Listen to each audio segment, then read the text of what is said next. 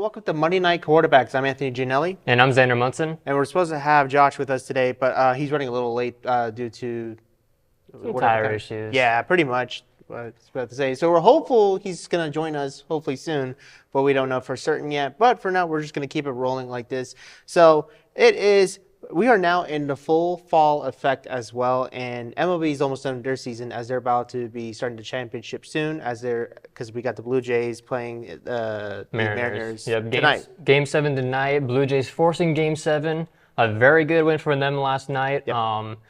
Vladdy Guerrero Jr. smashes a home run there, so they keep their hopes alive for the championship. Dodgers, obviously, they swept the Brewers in the NLCS, but it's kind of brought up talks about potential salary cap. Oh yeah. For the MLB because aside from the normal NFL MLB salary cap, MLB just has a payroll. Yep. And the Dodgers are obviously the highest paid team or highest paying team for their players. So it's kind of sparked that conversation up, but we'll see who takes on the Dodgers in that World Series. It'll be very interesting to watch. No, yeah, and also NBA season's about to start as well too, so that'll be exciting to watch. But we're more interested about football. We are now pretty much in the middle of the season for both leagues, NBA and NFL and college football as well. High school is about to be ending soon, of course, because it's a shorter season. But college football and NFL, we're just getting into the good stuff. Yeah, right now we're in basically the heat of everything. College football, we're at that, getting to be bowl eligible for some teams, for the good teams. For Nebraska, we had a tough one this week. Not quite bowl bound yet is my wording on that. Yeah, we are 5-2 after a very not good looking loss against Minnesota. I watched that game, stopped watching it in the third quarter. This is what I like to call a mishap game. You look good for the first part of the season. Would a trap game be the same? You could say that as well. But it's one of those games where you look good. Nebraska coming into this game, we are 5-1, looking really good. Obviously, some issues here and there. And then you come into this game after your first road game at Maryland, where you had that comeback victory. Another road game. You have night game in Minnesota, a team that you haven't beat for 5 times in a row. And now this game makes it 6. This game, it made the mistakes that Nebraska has been making very obvious. And I think one of the main ones is obviously the offensive line. Was it 5 sacks that I saw that was recorded? It was a lot. It was way too much. I couldn't remember. Yeah, it's been a lot for the last 4 games, the last couple of Big Ten games that we played. Yep. And I'm not a very reactional person when it comes to, teams and when they play, especially when a mistake happens for the first time. Yeah. But when it happens repetitively in league games, that's when you have to start making decisions about the team. That's when you have to start fixing things. And with the old line, you have to start thinking about firing Donovan Raiola, because having the amount of sacks that we've taken in the past 4 weeks is just unacceptable. And I know it's basically because he's related to Dylan Raiola, and I know how good he is at quarterback with him. But at the same point, do you really want to jeopardize the O-line to that? Because, I can't tell you, because it was the same thing when we were watching the Michigan State game. It was constant. There was the one drive where Dylan Raiola got sacked 3 times in a row, making it 4th and 20 something. It might have been more than that. I can't fully remember. Yeah, but we all saw it, obviously. Yeah, the issue started against Michigan, which obviously Michigan's a very solid team, a very good defense. I wasn't too worried about that. Sorry to interrupt, but I wasn't too worried about that game, obviously, because for how good Michigan was, with how close we were with them in that game, I wasn't too concerned about that. But I feel like this game has been the pinnacle just because, and I know that there's a lot of people saying that Dylan Raiola's pocket presence hasn't been the greatest, but in his defense, there's not a lot you can do when you're given 2 seconds before you're getting sacked. Yeah, and if you're giving only 2, don't get me wrong, especially in the pro, you want to be getting the ball out quickly and under in about 2 seconds or under at least, depending on what the kind of play it is. But yeah, you don't want to have to do it every play, and that's why he had to get out of the pocket so many darn times, and like that's why you saw him making like plays like Patrick Mahomes would with the Yeah, left-hander, and and that then diving throw was just yeah, insane. like But he was trying basically, yeah, like he's yeah. been trying his best. He's been doing his best for the past couple of weeks. But for the bottom line, yes, the O-line is an issue. Yes, it's been an issue for a while. The defense, the pass defense, I think, is still very solid. The rush defense still needs work. But as long as we focus on that O-line, figure out what needs to be done, figure out if they're going to fire Donovan Raiola. But look at that game to see what mistakes were made and just look at it as kind of a fluke game, because that's the worst game I've seen in the Matt Rhule era here at Nebraska. He's had a couple of mishaps, but this is the one where it just looked really ugly. You're coming into the top 25, you look really good, and then you kind of just fall apart. So this week, I feel like, is a huge turnaround game against Northwestern. They just beat Purdue 19-0, but that's a iffy Purdue team. And Northwestern just played their final game at their makeshift stadium, if you would call it. Oh, because so they just played their last home game. Oh, yeah, it's gonna be a lot of away games. Technically, because their last two quote unquote home games are being played at Wrigley Field, because next year in 2026 they're opening their brand new stadium. Oh wow! So they'll have a newly made stadium to play in. But for Nebraska, huge get back game against Northwestern. Yep. Get the team back on track to where they were, and then see how they look in that game, and then prepare for a very tough test against USC. No, I agree. And because like it'll be another home game, obviously. So it's actually a 2 home game streak, because we have one at for Northwestern, and then the one for USC. Which, by the way, we just got word today that is now a 6:30 p.m. game. And that is when they wear the black shirts, so be ready to show out for USC. Yeah, no, I believe the black shirt defense will be ready for that one as well. Oh, yeah, and it'll be on NBC too, by the way, so a little more coverage there on live broadcasting, so there you go. But that wasn't the only game that, was in the highlights, as that one was on Friday night. Yep. We had several ranked teams go down this week. I was about to say, there's another game that happened on Friday as well that was basically another upset loss. Miami. Yes. Huge loss. Jeff Brom back in his bag as he takes down another top-ranked program with Louisville. He upsets the team that people were thinking was the best team in the nation. He goes into their home, takes them down 24-21. Carson Beck throws 4 interceptions. I was about to say 4 interceptions. That is not a good look, especially for a high-caliber team like that. And against a Louisville team. Now, Louisville, you don't want to snub out, obviously. No, they have a very good team. They've got a very good quarterback who was at USC for the past couple of years. Miller Moss, he took the reins in the transfer portal for them. But Jeff Brom, he upset, the notable teams like Ohio State when he was at Purdue. Yep. And then comes over to Louisville, and he does the same, upsetting the Hurricanes. But that was not the only upset that happened this week. No. We had several upsets this week. This one wasn't technically an upset, but it is in the polls. Vanderbilt is playing football, and they're playing it at a very high level. They take down LSU 31-24. My God. Think about, like, the 2019 season with Joe Burrow with LSU. Like, if you go back to that time and tell them, hey, in a couple of years, or like in 2015 or something like that, or not 2025, you get what I'm trying to say.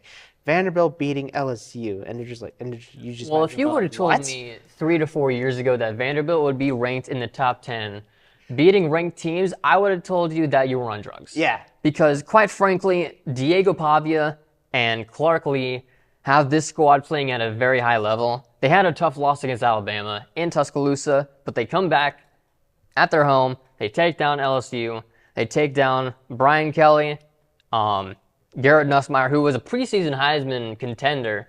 He doesn't look that good. There's a couple games already that I've watched that he has been that very well with the ball, to be fair. So I didn't think he was a Heisman contender regardless. Like, don't get me wrong. Like, nothing wrong with having a good record and all that stuff and still, like, being ranked and all that stuff. But I didn't think he was a Heisman contender, in my opinion.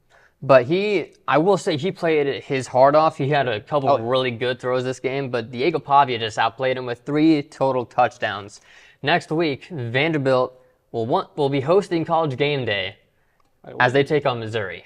Ooh, that's going to be a good one. And Missouri, like, they've obviously, like, lost to Alabama for, like, the first time. Like, Yeah, their first loss of the I think season. that's their only loss, right? Yeah, it's their only loss. They snapped their home game winning streak, but they just won a really good one at Auburn. And for Auburn, it's a really tough one because now you're 0-4 in SEC play and going 3-4 on the year, where you have pretty good hype around the team. You know, you've got the transfer quarterback coming in, Jackson Arnold. He's a former 5-star recruit out of high school. Goes to Oklahoma. He had a really iffy year, his second year there. Well, first really year as a starter. Enters the transfer portal, comes to Auburn under Hugh Freeze. They've got a really good wide receiver, Cam Coleman, but they just really haven't gotten it going. I do want to stay in the SEC. Texas A&M, they are so far have been undefeated so far, and they don't look to be slowing down, in my opinion. They look fantastic. For A&M fans, this is hopefully the year. I would say that they're a lot like Nebraska fans in the fact that every year they say is their year, and then every year turns into an 8-4 season. But I feel like that's like how Cowboys fans are too. Yeah. But like, that's a different topic, I think. But this year, A&M is playing ball. They've got a really good QB, Marcel Reed.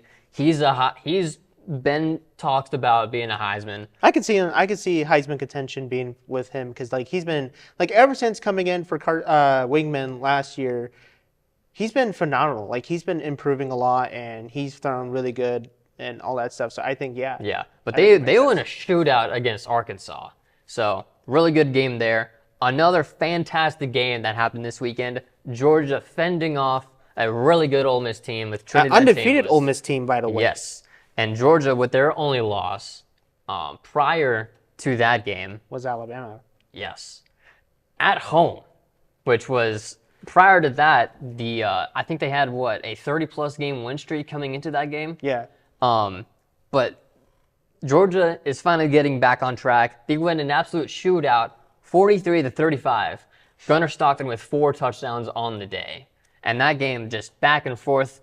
There was one point where Ole Miss, Trinidad Chambliss threw a 70-plus yard touchdown, and they take the lead. And at that point, I'm thinking, whoa, Ole Miss might have a shot here. But then Georgia just comes right back. This team shows no quit. Kirby Smart has got them boys playing ball down there. And that's not the only squad that's been playing ball.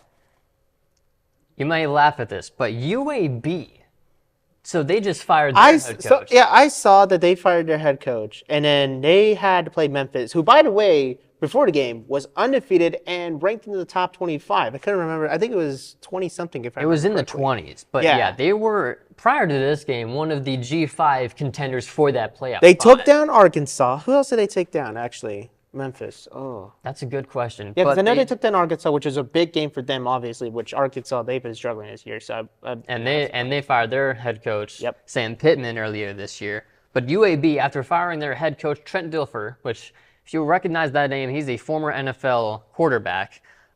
They play Memphis. They upset them 31-24. At their home. At UAB's home, to be fair. Yeah. But yeah. Like, I saw the score for that game. I'm like, that doesn't look right. What? And talking about getting back on track, how about UCLA? Everyone thought, including myself, everyone thought that they were dead in the water. You know, you're 0-4, terrible loss to New Mexico.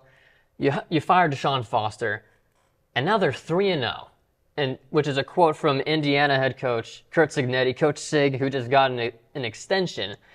He called this team 3-0 because they are a brand new look for a UCLA team. And I think that's why they fired the UCLA coach earlier this year, is because like I think it was a negative impact that he was having on the team. When I saw articles saying like that the new coach, like the interim head coach, came in and the first thing he told his guys to do was clean up the locker room. Yeah. And look at them go 3-0. So, I mean, I don't know if that did anything. Got to start with the small things, and then you can go to the big things. But that's a ball squad right there. They're turning around their season, 3 straight wins, and they go to play Indiana next, which is a matchup to look at. Big noon kickoff will be there. It's going to be a very interesting matchup. Definitely. And we'll have to see, because like I know Nebraska plays them at the Rose Bowl at that Yes. time too. So we'll have to see how that game goes. Hopefully not a trap game like Minnesota.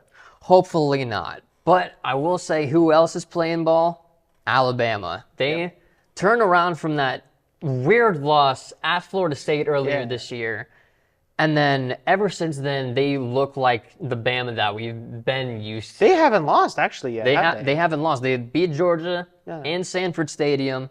They just played Tennessee. They rolled past them 37-20. But this team has been going.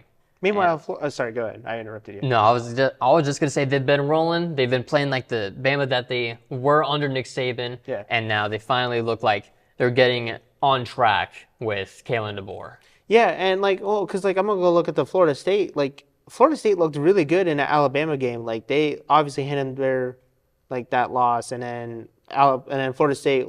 It was like an FCS school, and then like a lower school that they played, and they scored heavy points on those schools. But then all of a sudden, it's not going great for them because they, as you mentioned, they roll past these smaller squads, and then once they get into league play, once they get into the SEC area of conference play, they haven't won a game yet. And they just played a very lackluster, we could say, Stanford squad that just got a huge donation from a former player. Who that is? Who knows? But they just played them, and they lost. And so you're now in an area where you don't know what to do. Yeah. Do you fire Mike Norvell? What's happening with the defense? You've got former Nebraska defensive coordinator Tony White. So that's a very interesting situation over there. I feel like, because, speaking of firing coaches, Florida did finally fire Bill Napier. Yes. So they finally fired Florida Bill fans Napier. rejoiced. Finally. Yeah, I think this is a move that Florida fans have been wanting for a couple of weeks now. Yeah. Especially since that, some could say terrible, but I say very invigorating loss against a very good USF squad. No, definitely. But it's like you see Florida firing their coach. I could see the same thing happening with Florida State because Billy Napier, we saw how last year went. That was horrendous. Good start this year and then all of a sudden falling off. I think it's time that he needs to be let go too, in my opinion. Yeah, but here's a game that was very interesting to me and very under the radar. You have Virginia playing Washington State. Yep. You've got Chandler Morris, who is a multi-time transfer. He played at North Texas last year. Yep. Transfers into Virginia. He's playing ball. They escape Washington State with a score of 22-20. Wow. They win the game off of a late game safety from their defense. So Virginia, because Washington State, I think it's they're a decent squad this year, kind of, but at the same time, it's a little close, especially with Virginia. But they had the upset win against FSU, which we all know how FSU is playing this year, obviously. And but Virginia is still it's still a squad that you don't want to reckon with too. Yes, they have that very exciting overtime win over Florida State. And speaking of Washington State, they have been playing interesting. They had a close game against Ole Miss. Yep. At Ole Miss, they just barely lost that game. And then you have a game where you play Washington in the Apple Cup and then you get destroyed. But shout out to Virginia. They're playing ball so far. And it'll be interesting to see because my former guy who used to play high school, who used to play at WS, Danny Kaye, he's gotten involved a couple of times. He's gotten some snaps in there. There was one play, I think it was the Louisville game, which I know they won. It was a funny play for me. It was because he came in, it was a goal line game or a goal line, I believe, and it was. He was snapping it, but he was faking it and putting up his gun going. I did see that, yeah. I thought it was a little funny part there. So shout out to my boy Danny Kaye. But you know who had an historic night last night? Or not last night, but in this week? Jeremiah Love. Yes. Star running back for the Notre Dame Fighting Irish. He had a career day over 200 rushing yards, a career high 228 rushing yards, and for Notre Dame, over 300 rushing yards and 4 touchdowns. And a very good win over a really solid squad in USC. Oh, wow. So you got that game, which for the passing stats, redshirt freshman CJ Carr didn't look too impressive, but when you have 300-plus rushing yards, you don't really need to do that much to win the game. No, it's just hey, we got the win. Sweet. I'm cool with that. And now we go over to Provo, Utah. The Mormons, they're playing football. They are undefeated still. They've got a freshman quarterback. who's leading BYU. Who wears number 47? Yes, mind you. rocking That is number weird. 47. I don't like that. That's weird. I'm sorry. It reminds me of the Michigan quarterback who wore 98. There was a Michigan quarterback. I can't remember his name, but there was a Michigan quarterback who wore number 98. What time was this? It was mid 2010s. It was before Denard Robinson. Huh. But I'll BYU and Utah, holy war. BYU comes out of that 24-21. Ooh, close one. They keep rolling. They're undefeated so far. You know who's not undefeated? Penn State. Penn State just looks lifeless at this point. Yeah. They lose a crushing loss. They're back-to-back 1-point losses for the Nittany Lions. This game coming after James Franklin gets fired. Yep. Your starting quarterback, Drew Aller, Is out. out for the season, who had a successful surgery this week. They start their backup quarterback, Ethan Grunkmeyer. Actually, no, they did 2 quarterbacks. They did 2 quarterbacks. Yeah, because I saw a thing where they were going to do like a system where they swap in quarterbacks throughout the game. So I think that's what they did, if I remember correctly. But I did see that Ethan Grunkmeyer was the higher passing yard one. Okay. So they lose a crushing loss to Iowa in the, I don't know if you saw this, but in their shirts that said if. And they look like an iffy squad. So we'll see. The shirts don't lie. No, they do not. But we'll head on over to the NFL because I know this was another crazy weekend in the NFL. Do it because we got about 7 minutes left, so let's get to it quickly. We will. As the Panthers are on a 3-game winning streak. I'm proud of you, man. I'm proud of you. Hey, I'm proud of this team. Hey. We look good. We look like we're on a roll. But don't get too excited because you guys got Buffalo next weekend. Bryce Young is injured for that game. So we'll don't get too see. excited. We'll see what happens with that. But the Jets still winless at 0-7. They don't look like they're a good squad. What's his name? Eric Glenn. He's gonna get fired. We'll see. I know he's a good coordinator. Or they're Not so probably much wait as a till like coach. after the season. But with 0-7, he might get fired. Yeah, we'll see what happens. But I will say, and if Josh was here, he would agree with me that the Chiefs looked on fire. They did. Rasheed Rice comes back after his suspension, and the Chiefs' offense, granted, is against the Oakland Raiders' defense. A little lackluster there. I love how we're still calling it Oakland and it's Las Vegas. Yeah. I know. But the Chiefs roll past the Raiders there. And here's a game that kind of killed me in fantasy this week. The Icy Hot Bowl, the 2 UNC quarterbacks. You've got Aaron Bengals Rodgers and and Joe Steelers. Flacco going at it. Steelers versus Bengals. At first, it didn't look like much. And then at the very end, it turns into an absolute shootout. I was surprised to see the Bengals come out, but I was more surprised to see Joe Flacco playing very well. In fact, he was throwing to Jamar Chase really good. Yeah, he got that PPR points right there. Oh yeah, there was the one shot where he threw to Jamar and somehow Jamar didn't catch it. And you see his face going, Yeah. huh? No, I thought that was- genuinely shocked. Like he's. But you know who else was balling out this week? Matt Stafford and the Rams over in London. International game still going on. But Matt Stafford throws for 5 touchdowns. And the as Jags they roll second past. home, mind you. Yeah, and I think it's a joke still. the Rams cruising past the Jags. I will give credit to I will give credit to Travis Hunter, the rookie out of Colorado. He had a good game. 8 receptions, over 100 yards, and a Finally touchdown. got a touchdown. He saw. finally got a touchdown. Nice. And that was the only score they did. 7. Yeah. And it was to 35. Matt Stafford, meanwhile, getting 5 touchdowns. One of them to Devontae Smith, mind you. So there you go. Or might have been, was it 1 or 2? Look at me coming in here without kneeling this stuff. I am so professional. But you know who is also not coming to play is Tua Tagovailoa and the Dolphins. So 3 interceptions. do you think we'll see Quinn Ewers starting from now on? That's my question. It's a good question. Either that or what's his name is going to get fired. I honestly Mike think McDaniel. that Mike McDaniel will get fired before Tua gets benched. That's just my hot take, but we'll see. I heard McDaniel saying what Tua was doing was not great, so we'll see how that goes. So Yeah. it's wait and see. We'll see. But I will say who did great this weekend was Jonathan Taylor as he goes for a hat trick.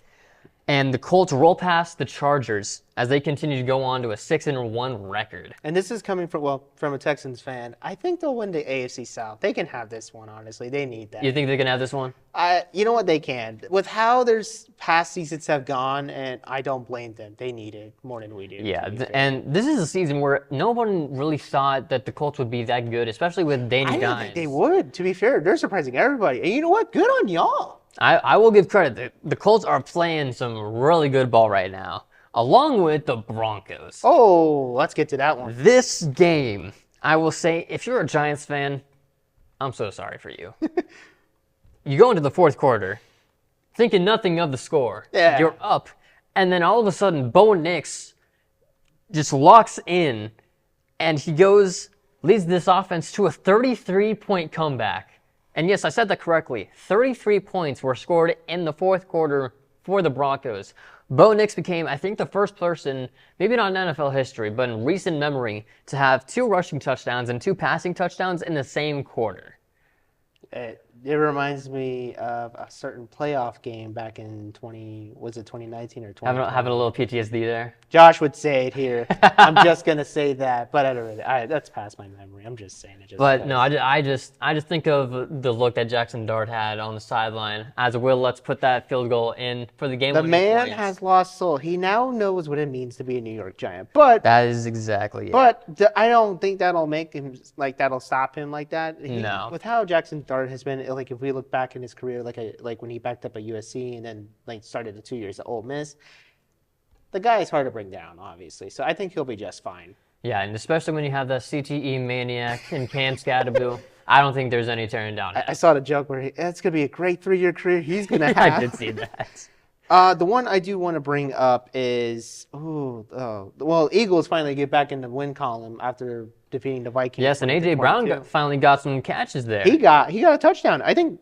Was it 2 touchdowns or 1 touchdown I saw? I think it was 2 touchdowns, yeah. And then Devontae Smith also went off. Yep. So hey, your boys are happy now. You don't want to get traded now. Hey, they're starting to fly. Right?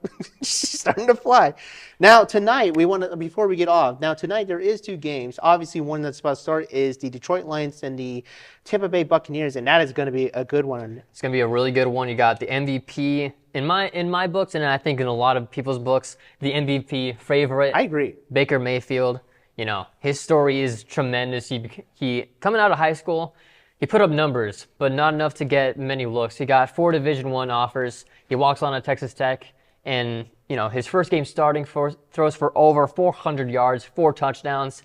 Then that following season, he gets benched, he loses the starting job. He transfers to Oklahoma, and he goes 3 seasons, winning a Heisman, and now goes to the Browns. He looks like their franchise player, but then that kind of falls through the roof. Becomes this journeyman, goes to 3 different NFL teams, leads this amazing comeback victory for the Rams, leads the 90-yard-plus drive, reinvigorates his career, goes to the Buccaneers, and now they're playing ball. Yep, and we also got the Texans and Seattle Seahawks at, I believe it was 9 for our time, Central Time. Yes. So keep an eye out for that one as well. That's going to be a fantastic one. Defensive-wise, in my opinion, we'll see if C.J. Stroud can get back on his feet, which I have hope he does. And we'll see if that Texans defense can stop that Seattle offense. Yep, but until then, we got to get off the air. Thank you for tuning in. I'm Anthony Gianelli. And I'm Xander Monson. We'll see you another time. Good night.